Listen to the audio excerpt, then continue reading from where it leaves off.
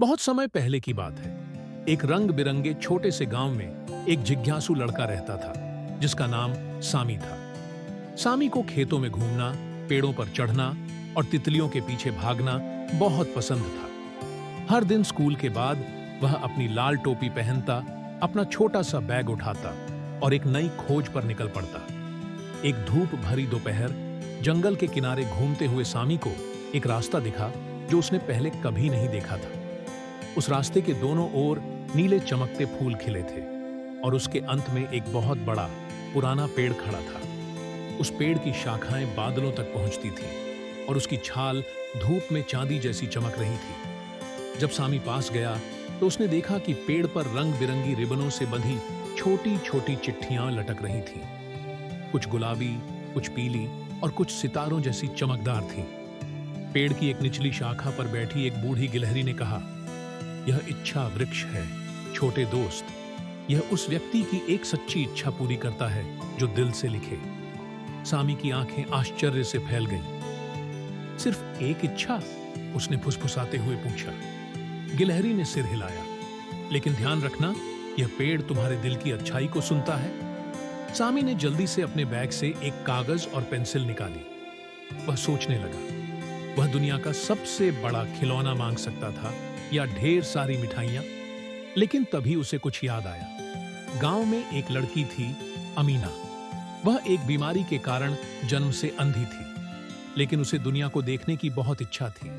वह अक्सर खिड़की के पास बैठी रहती, पक्षियों की आवाजें सुनती और फूलों की खुशबू महसूस करती। सामी ने मुस्कुराते हुए लिखा, मैं चाहता हूं कि अमीना अपनी आंखों से यह सुंदर दुनिया देख सके। उसने उस चिट्ठी को एक नीली रिबन से बांधा और पेड़ की शाखा पर टांग दिया। अचानक पेड़ चमकने और हिलने लगा, जबकि हवा बिल्कुल नहीं चल रही थी। चमचमाती धूल शाखाओं से नीचे गिरने लगी और सामी को चारों ओर से घेरने लगी। अगली सुबह गांव में हलचल मच गई। जल्दी आओ, देखो क्या हुआ है, लोग चिल्ला रहे थे। गांव के चौक में अमीना खड़ी थी। उसकी आंखें खुली थीं और उसमें चमक थी।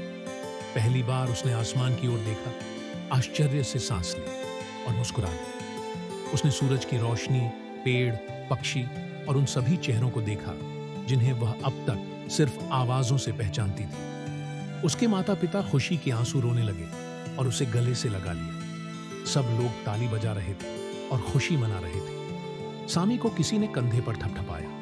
वह वही बूढ़ी गिलहरी थी। मुस्कुराते हुए बोली, दूसरों के लिए की गई इच्छा सबसे ज्यादा चमकती है।